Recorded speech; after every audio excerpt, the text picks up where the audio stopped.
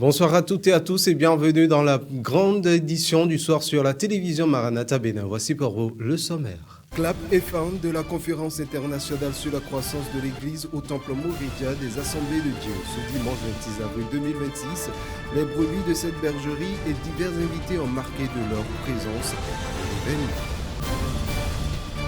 Promis par Jésus-Christ, le Saint-Esprit se manifeste encore aujourd'hui avec puissance. Parmi les signes visibles de sa présence, le parler en langue, témoignage d'une communion profonde avec Dieu et d'une conduite par l'Esprit. Et puis en interactualité au Sénégal, l'Assemblée nationale examine ce mardi 28 avril un projet de loi de réforme du code électoral. La coalition Diomaye président pointe des aspects problématiques de ce texte présenté par les députés du parti au pouvoir.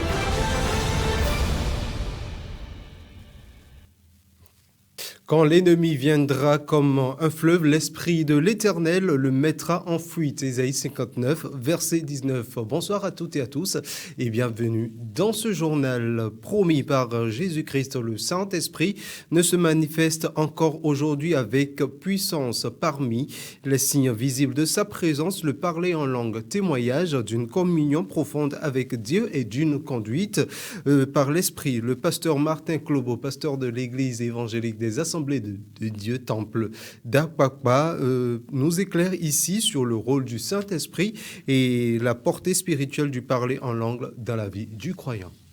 Le Saint-Esprit est avant le jour de la Pentecôte. Le Saint-Esprit venait sur les rois, les prophètes et consorts. Le Saint-Esprit venait et repartait. Mais après que Jésus est mort et ressuscité, est parti au ciel, avant de partir, il a dit aux apôtres de ne pas s'éloigner de Jérusalem. De ne pas s'éloigner de Jérusalem, d'aller et de rester là-bas jusqu'à ce que s'accomplisse ce que la Bible avait dit, ce que lui-même il avait annoncé. Parce que depuis Joël, Dieu a planifié, il a dit que dans les derniers jours, qu'il va répandre son esprit sur toute chair. Là, à ce niveau encore, nous comprenons que Dieu ne fait exception de personne. Il dit toute chair. Mais pour le parler en langue, c'est le jour de la Pentecôte que ça a commencé. Et là, Jésus était déjà parti au ciel. Et comme il a dit, tel qu'il a planifié, il a fait ça exactement. Si je ne m'en vais pas, le consolateur ne viendrait pas. Et quand je m'en serai allé, je vous l'enverrai. Et quand il était parti, effectivement, il a envoyé. En ce temps, dans le temple à Jérusalem, ceux qui étaient bâtis étaient au nombre de 120 personnes qui étaient remplies du Saint-Esprit. Ils ont parlé en langue. Et à partir de là, il y a d'autres personnes dans la Bible qui ont été remplies du Saint-Esprit. Et Pierre était chez Corneille, à Césarée, et tous, la maison de Corneille, avec Corneille, ils étaient remplis du Saint-Esprit. Ils ont parlé en langue. Ça se trouve dans Actes, le chapitre 10. Et quand Paul a rencontré les disciples de Jean-Baptiste à Éphèse, et il a prié avec eux aussi. Ils étaient au nombre de 12. Les 12 étaient remplis du Saint-Esprit. Ils ont parlé en langue aussi. Et quand Philippe était à Samarie, lui aussi, il a prié avec les gens qui ont accepté le Seigneur. Ils étaient remplis du Saint-Esprit. Ils ont parlé aussi en langue là. C'est après l'ascension de Jésus que le Saint-Esprit est descendu sur les apôtres qui le parlaient en langue, a prié sort. Et puis, clap et fin de la conférence internationale sur la croissance de l'Église au Temple Mouridia des Églises évangéliques des Assemblées de Dieu ce dimanche 26 avril 2026. Les brebis de cette bergerie et divers invités ont marqué de leur présence l'événement après d'intenses moments de louange et d'adoration conduits aussi bien par la chorale que par le groupe musical de l'Église. Les participants à ce culte ont eu droit à la dernière prédication du docteur Justin Biakeli dans le cadre de cette conférence. Suivez le reportage de Senatou Aoyo-Adjovi et de Aimé Ben. Les amis que nous avons dans notre vie, tel est le sous-thème de cette conférence internationale en son dernier jour. Le docteur Justin Biakeli a comparé les 3 catégories d'amis que nous pouvons avoir dans notre vie aux feuilles, aux branches et racines d'un arbre. Se basant sur le texte de Proverbe 17 au verset 17, il a donné l'assurance aux brebis de cette bergerie que dans les bons comme dans les mauvais moments, Jésus, la racine principale de nos vies, est toujours avec nous. Il a aussi demandé à ce que chaque chrétien soit un ami racine, c'est-à-dire quelqu'un qui n'abandonnera ni les frères ni l'Église en temps de crise. The church, Église, let us hold each other as brothers and sisters. tenons-nous en main comme des frères et sœurs. Let us love each other at good time and bad time. Aimons-nous dans de bons temps et de mauvais temps. And we need you the most at time of adversity. Et nous avons besoin de vous plus que cela dans les And mauvais the temps. Lord will bless you. Et le Seigneur va vous bénir. Il a fini sa prédication par ce chant.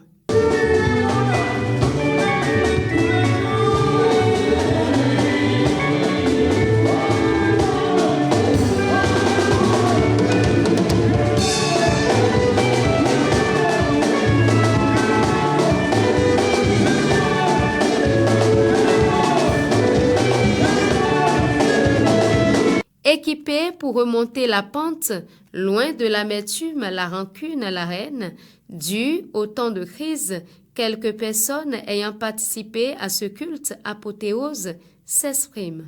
C'est un véritable plaisir pour moi d'assister à ce culte de ce jour parce que ce que je peux dire de ce que j'ai retenu de ce message de ce matin, il y a plusieurs sortes d'amis. Il y a plusieurs sortes d'amis et ce n'est pas pour connaître le réel ami, ce n'est pas dans la joie qu'on voit les amis que nous avons. C'est dans les moments difficiles. C'est comme si quand nous devenons chrétiens, nous n'allons jamais rencontrer des difficultés. Et quand les temps de difficulté arrivent, beaucoup commencent par gémir, beaucoup commencent par se lamenter. Nous ne devons pas nous lamenter parce que Christ est toujours là. La force qui avait fait déplacer ces enfants de Dieu de la vallée de Baca à l'autre bord, cette force est toujours là, cette puissance demeure toujours. Organisateurs, orateurs et participants retournent satisfaits de cette conférence internationale qui vise le réveil de l'Église au Bénin en général et de l'Église des Assemblées de Dieu Temple Moridja en particulier. Et puis après 4 jours d'édification du corps du Christ au Bénin et en général de l'Église des Assemblées de Dieu Temple Moridja, en particulier le révérend Emmanuel Ogou et l'orateur principal Justin Biao-Kelly donnent ici leurs impressions. Nos objectifs ont été atteints parce que nous nous envolons pour un départ. Nous sommes décidés à bénéficier des grâces de Dieu pour un réveil dans cette église des Assemblées de Dieu de Moridja. Oui, je peux dire que l'objectif a été atteint. Pourquoi? Parce qu'on a fait l'application. Et l'application, on a fait des ateliers. Et dans les ateliers, on a donné des questions. Et j'avais donné aux responsables qui étaient là. On avait fait 6 ateliers. Et dans les 6 ateliers, on avait pris un responsable de l'atelier et les rapporteurs. Donc, ils ont eu l'état de faire une restitution de ce qu'ils ont appris. Donc, nous enseigner et enseigner les autres pour savoir ce que je peux dire. C'est Dieu qui connaît. Nous, on a planté la graine, the seed. Et Dieu lui-même va faire grandir ça. Et les pasteurs locaux vont mettre de l'eau.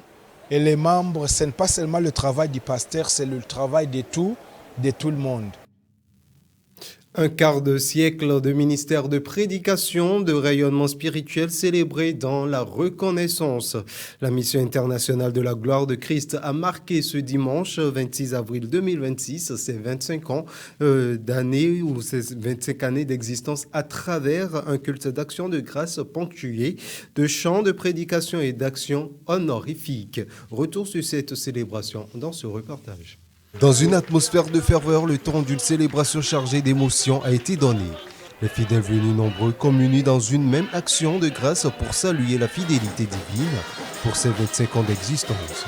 Chants de louanges et de diverses prestations, groupes musicaux, fanfares et chorales ont su donner la joie au peuple.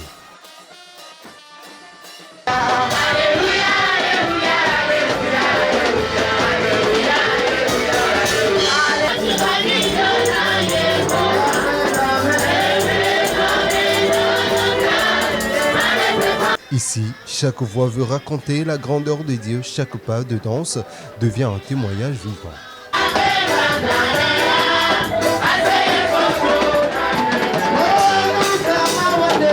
La chorégraphie exécutée pour la circonstance vient davantage illustrer cette joie collective.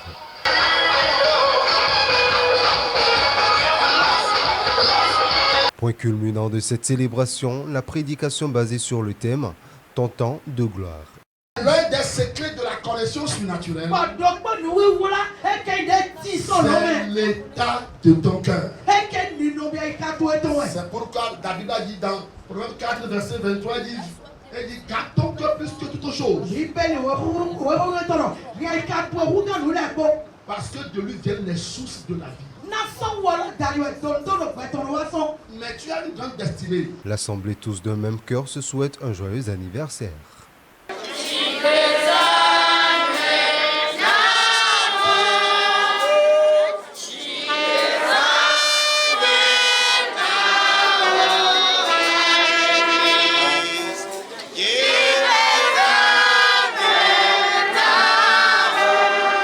Je rends gloire à Dieu, le Tout-Puissant, qui a permis que je suis encore vaillant jusqu'à ce jour-là, où on est en train de célébrer 25 ans d'anniversaire de cette émission-là.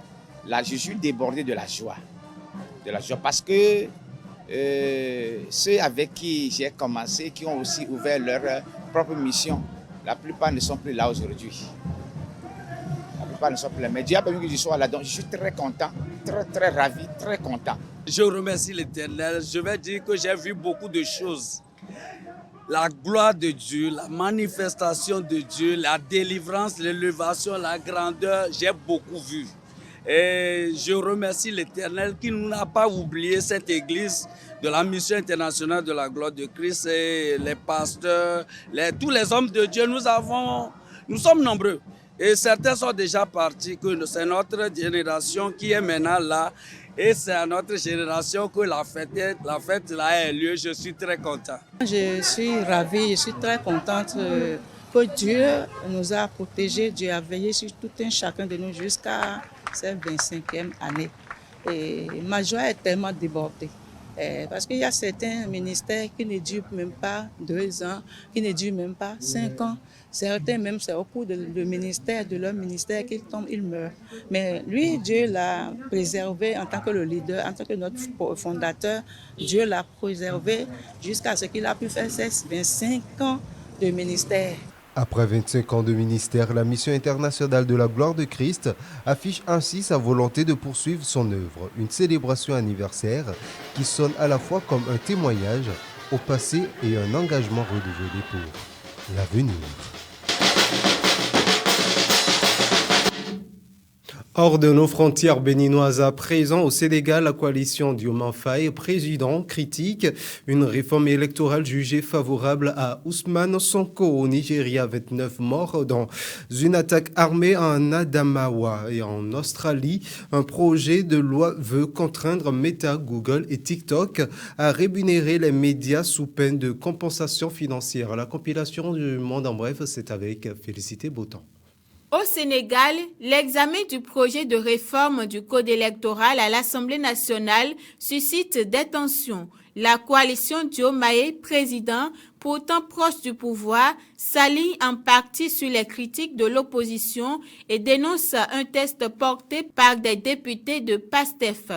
Elle pointe notamment l'absence de concertation, la procédure d'urgence engagée et une réforme jugée trop centrée sur la question de l'éligibilité dans un contexte marqué par le cas du Premier ministre Ousmane Sonko. Au cœur des divergences, l'introduction d'un principe de rétroactivité que la coalition estime contraire à la sécurité judiciaire. Elle soutient plutôt une version alternative proposée par l'exécutif, excluant cette disposition qui pourrait être censurée en cas de saisine du Conseil constitutionnel. Au Nigeria, au moins 29 personnes ont été tuées dimanche dans une attaque armée dans l'État d'Adamawa, au nord-est du pays. Selon des témoins, des assaillants ont ouvert le feu sur des jeunes rassemblés autour d'un terrain de football, visant indistinctement la foule.